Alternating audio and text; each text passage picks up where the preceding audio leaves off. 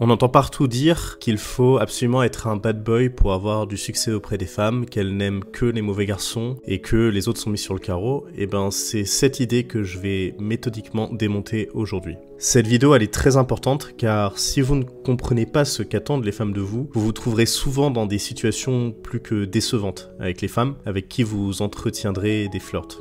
Je le vois tous les jours. Donc restez bien jusqu'à la fin parce que je vous expliquerai pourquoi vous devez tout de même vous inspirer de certains éléments de la figure du bad boy, figure que je vais pourtant démonter, pour arrêter d'être inintéressant, chiant, et enfin ne plus lasser les femmes lorsque vous vous trouvez dans la phase de séduction. Bon, évidemment, vous pouvez m'appeler si vous voulez une approche plus personnalisée du sujet comme vous le savez. Bref, commençons. Alors déjà, pourquoi les femmes semblent être attirées par les bad boys? En fait, comme dans tous les stéréotypes et toutes les pseudo-red pill, il y a une part de vérité là-dedans. Le problème, c'est que beaucoup d'hommes qui entendent ces red pill sont tellement subjugués par cette espèce de vérité cachée et découverte qu'ils en perdent tout discernement et esprit critique. Alors, pourquoi cette idée elle est si persistante? Ce qui attire initialement chez le bad boy déjà, c'est qu'il respire la masculinité. Il dégage cette aura de transgression, de virilité, de mystère. Globalement, ce n'est pas un secret, n'est-ce pas? L'attraction entre les sexes opposés marche ainsi. La féminité attire les hommes, la masculinité attire les femmes. Mais même au niveau de cet axiome de base, il faut, face aux situations réelles, analyser tout ça avec beaucoup plus de nuances.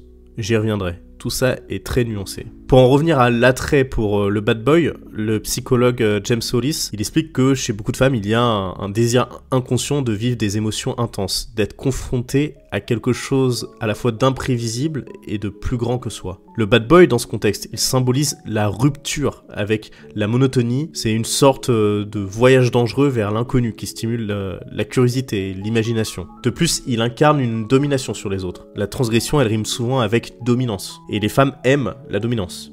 Dominance qui n'a pas forcément à être physique d'ailleurs. Mais ce n'est pas notre sujet du jour. Mais déjà, la première chose qu'il faut prendre en compte, c'est que l'attrait pour le bad boy, il est très influencé par l'âge de la femme, par le moment de sa vie. Une adolescente, ce n'est pas la même chose qu'une femme de 25 ans, ce n'est pas la même chose qu'une femme de 40 ans. Je vous donne un exemple très simple. Regardez autour de vous, combien de femmes ont choisi, lors de leur premier mariage, un espèce de bad boy. Pas forcément un bad boy absolu, mais un gars fun, dominant, un poil marginal. Et après, évidemment, dans la vie réelle, ça se passe mal, elle divorce, et puis le second mari se trouve être un homme responsable, gentil, avec un salaire correct. Typiquement, comment dirais-je, l'ingénieur, vous voyez, l'ingénieur un poil timide qui pendant ses études était entouré de gars et qui sait pas trop s'y prendre avec les femmes. Comme le dit le professeur Jordan Peterson, bien souvent, ce désir initial de danger et de mystère, il cède la place en fait à la sécurité concrète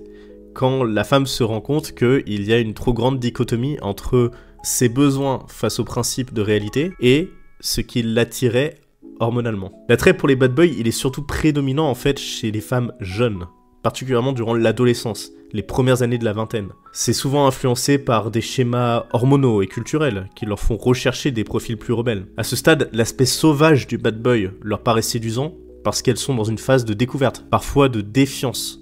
Mais les choses, elles sont pas aussi figées que cela. Mais tout ça change largement avec l'âge. Parce qu'en fait, être un bad boy, c'est stylé, dira-t-on, lorsqu'on a 15 ans. Mais à 30 ans, par exemple, c'est infantilisant. Et il n'y a pas plus désérotisant, si je puis le dire ainsi, que l'homme infantilisé. Le marché des relations homme-femme est ce qu'il est. Un homme enfant, c'est un homme anti-sexy, anti-attirant, alors qu'une femme enfant, ça attire. Ça la rend beaucoup plus érotique. La femme peut se permettre de s'infantiliser. L'homme qui s'infantilise, c'est sa mort sociale dans les relations hommes-femmes. Et en fait, passer 25 ans, être un bad boy, c'est être un loser souvent. Le seul homme qui a le droit d'être un bad boy, c'est celui qui peut se le permettre parce qu'il a la réussite économique. Une telle réussite économique qu'il peut s'affranchir des normes sociales. Il peut ne pas se lever le matin. Il peut faire un peu n'importe quoi parce que peut-être qu'il a une rente économique issue d'un héritage, peut-être qu'il a un business qui marche bien. Là, dans ce cas-là, il a le droit d'être un bad boy. Et c'est sûr que c'est un profil qui devient tout de suite très attrayant. Mais c'est une minorité, c'est de la minorité d'Instagram, vous voyez. Dans la vie réelle, ça n'existe pas. Donc déjà, il faut désacraliser la figure du bad boy passé 25 ans, parce que c'est une figure qui n'a pas trop de sens. Mais il y a une part de la personnalité du bad boy qu'il faut garder en tête, et ce, toute sa vie, même à 50 ans en fait, et j'y reviendrai plus tard. Enfin, il faut prendre en compte qu'il y a l'enjeu de la fiabilité. Je le répète souvent, et peu d'hommes me croient, mais je vous le garantis, vous n'imaginez pas le nombre de femmes qui ont peur des hommes trop beaux. C'est un premier élément. Pourquoi ? Parce qu'un homme trop beau, c'est un homme qui a beaucoup de succès. Et l'homme étant ce qu'il est, la nature est ainsi faite qu'il tend à souvent vouloir maximiser ses relations charnelles, disons-le ainsi. Autrement dit, de répandre sa semence au maximum. Et donc, plus un homme est beau, plus il a du succès, plus il y a le risque qu'il soit volage, qu'il ne soit pas fiable.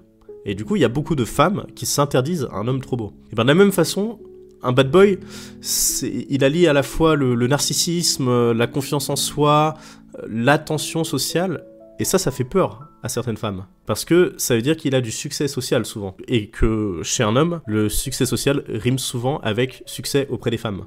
Et ça, elle le ressent. Donc à la fois, il y a de l'attirance, mais de la peur. Et beaucoup se tiendront à distance de cela. Et aussi, prenez en compte quelque chose.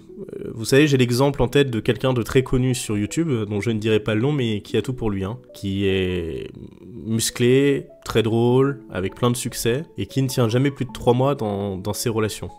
Je le connais pas personnellement, je le connais par quelqu'un qui est très proche de lui. Malheureusement, je peux pas dire son nom, mais il est typiquement dans le schéma que je vais vous décrire ici. Le bad boy, c'est sûr, il est très attirant au prime abord.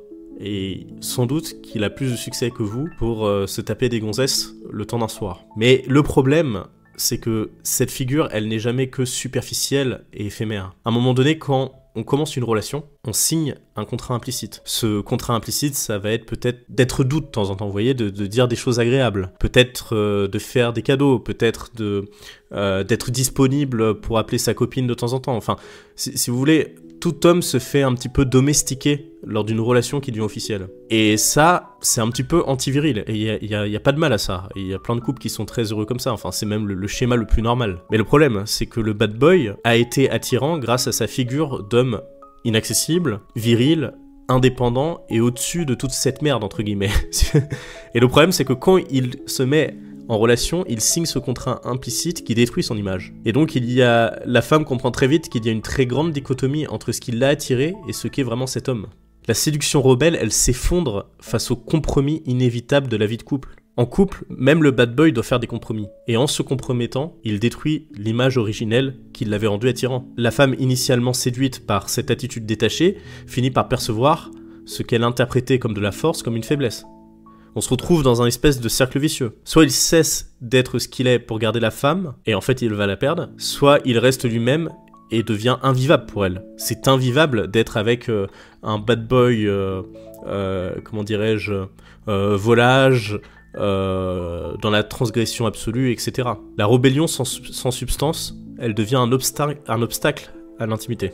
Donc voilà, c'était ma manière un petit peu de démystifier la figure du bad boy, mais j'aimerais quand même vous dire que tout n'est pas à jeter dans cette image du bad boy. Parce qu'en fait, la plupart des problèmes qu'ont les hommes qui m'appellent, c'est qu'ils sont dans un cycle de séduction, dans une phase de séduction, et la plupart du temps, ils n'arrivent pas à passer un cap. Souvent, c'est soit le cap du rendez-vous, soit le cap de la relation charnelle. Et pourquoi ? C'est parce qu'ils sont pas assez bad boy, malgré tout.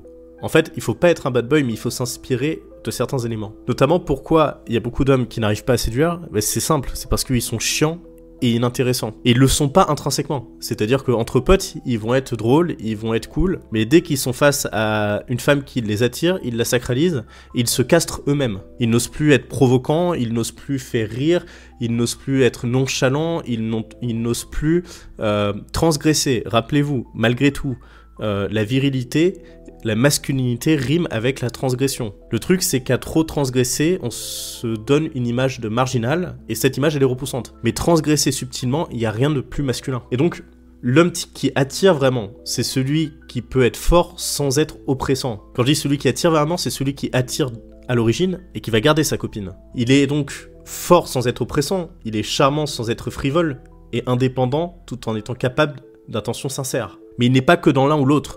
Il n'est pas que dans l'homme je m'en foutiste, viril, comment dirais-je, à l'excès, et il n'est pas le garçon gentil dont découle aucun challenge. Le garçon gentil sur qui on peut marcher comme sur une serpillière. Donc vous n'avez pas besoin d'être un mauvais garçon pour captiver une femme. Ce que vous devez, c'est maîtriser l'art de l'équilibre entre le mauvais garçon et le garçon sincère en fait. Il faut avoir de l'humour, il faut être imprévisible, il faut savoir transgresser, il faut savoir exciter l'autre. Les femmes ont besoin d'excitation émotionnelle.